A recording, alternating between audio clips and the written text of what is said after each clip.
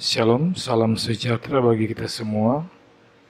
Saat ini kita akan mendengarkan firman Tuhan yang terdapat di dalam Injil Yohanes pasal 20 ayat 19 sampai ayat 29 sesuai MTPJ Sinode Gemim pada tanggal 23 sampai 29 April 2023. Bunyinya sebagai berikut.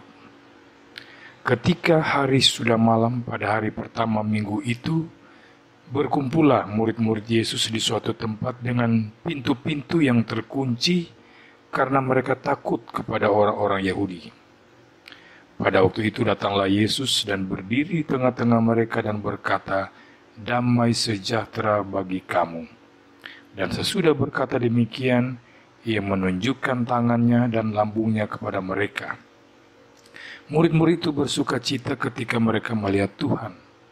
Maka kata Yesus sekali lagi, "Damai sejahtera bagi kamu. Sama seperti Bapa mengutus aku, demikian juga sekarang aku mengutus kamu." Dan sesudah berkata demikian, ia mengembusi mereka dan berkata, "Terimalah Roh Kudus. Jikalau kamu mengampuni dosa orang, dosanya diampuni.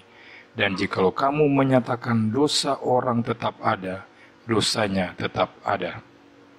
Tetapi Thomas, seorang dari ke-12 murid itu yang disebut Didimus, tidak ada bersama-sama mereka ketika Yesus datang ke situ.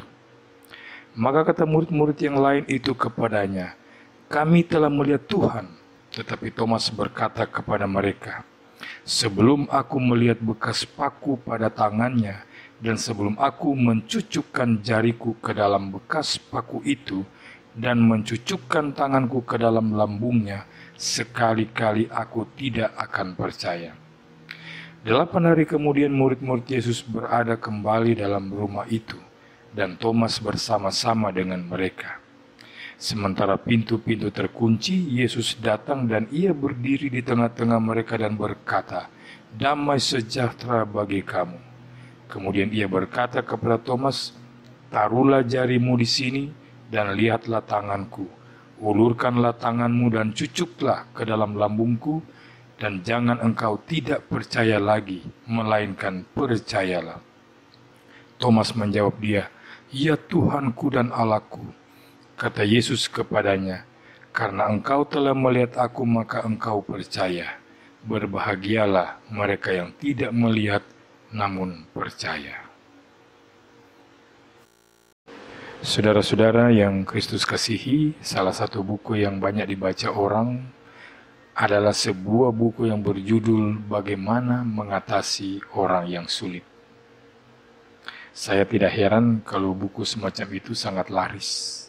Apa sebabnya? Sebabnya dalam hidup kita tidak jarang kita bertemu dengan orang-orang yang sulit dan kita tidak punya pilihan lain. Malah kadang-kadang harus bekerja sama atau tinggal serumah dengan mereka.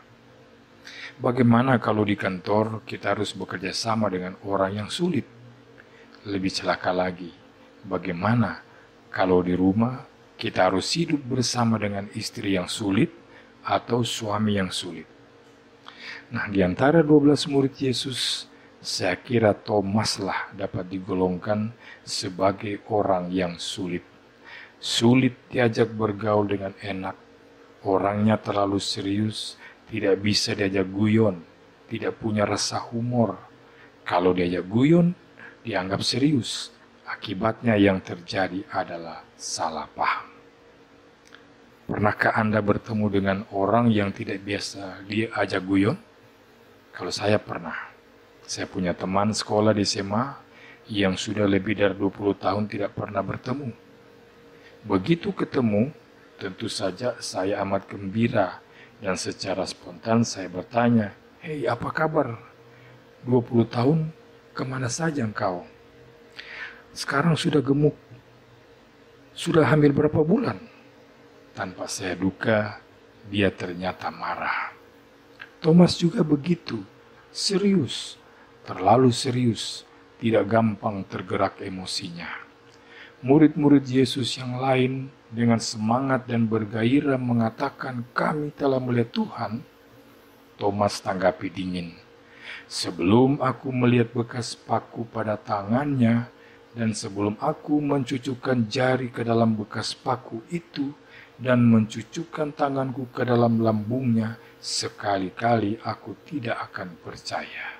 Menjengkelkan bukan orang seperti Thomas ini? Kita sudah semangat-semangat menyampaikan kabar gembira, mengharapkan ia juga bergembira mendengarnya. Ternyata dia dingin saja, malah tidak percaya. Orang yang sulit adalah juga orang yang sangat pesimis, orang yang cara berpikirnya negatif, atau istilah bahasa Inggrisnya, negative thinking.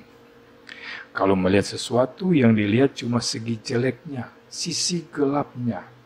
Ada orang yang baru pulang jalan-jalan dari Eropa, ketika ditanya bagaimana perjalanannya, apakah banyak senangnya? Yang dijawab adalah capek.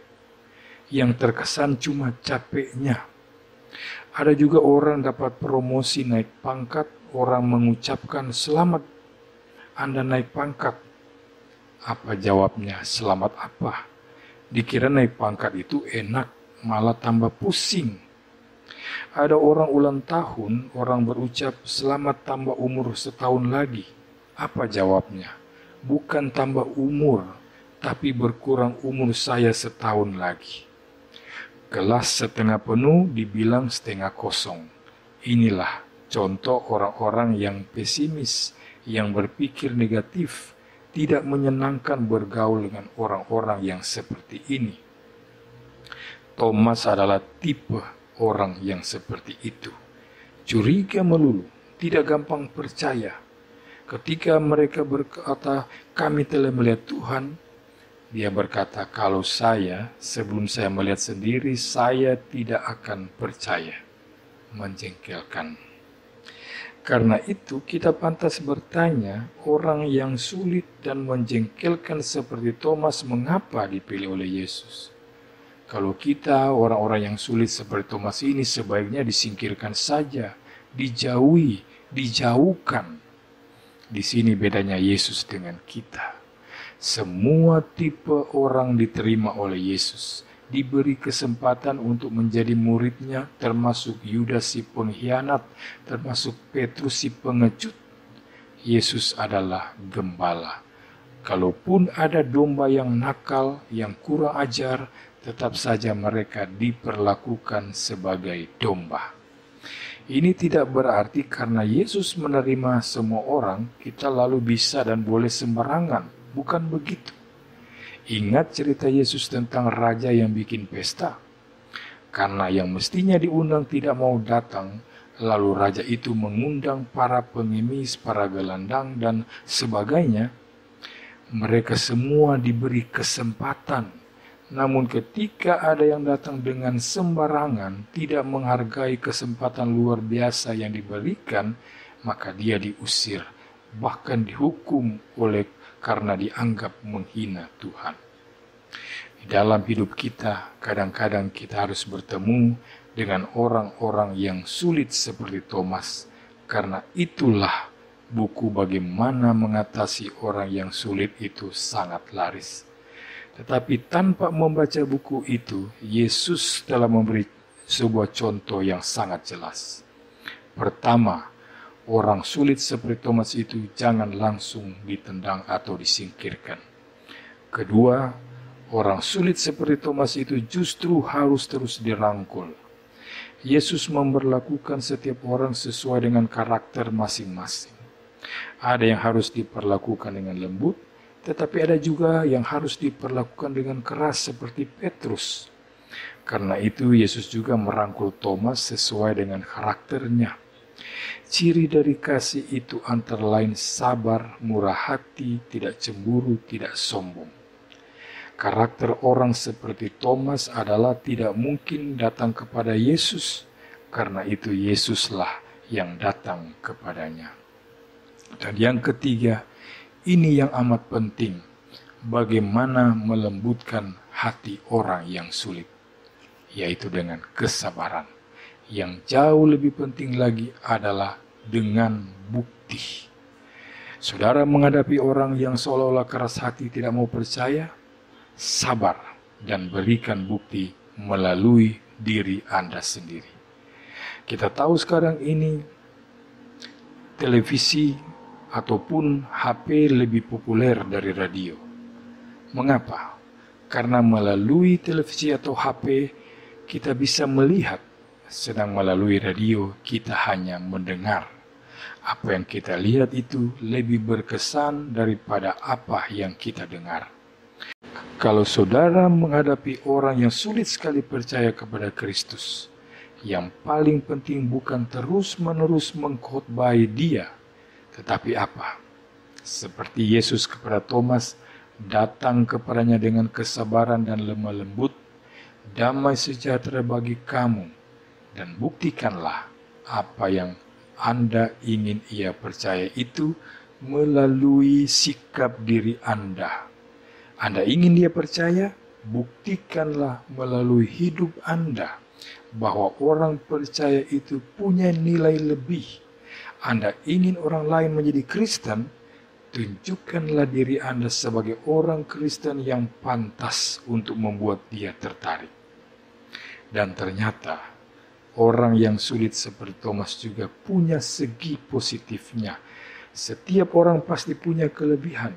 Sebab itu, kalau menilai orang, jangan hanya lihat negatifnya. Ada positifnya dari Thomas, yaitu sekali dia percaya, ia percaya sungguh-sungguh, tidak gampang goyah. Beda dengan Petrus, gampang percaya, tapi juga gampang goyah. Tuhan Yesus memberkati kita semua. Amin.